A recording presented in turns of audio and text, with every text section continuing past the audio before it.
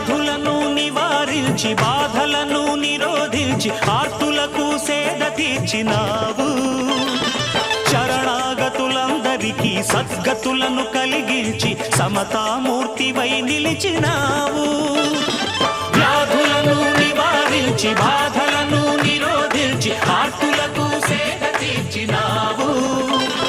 శరణాగతులందరికీ సద్గతులను కలిగించి సమతామూర్తివై నిలిచినావు.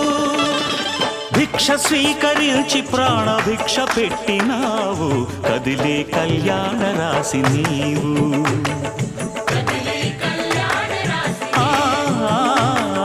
కదిలే కళ్యాణ రాశి నీవు.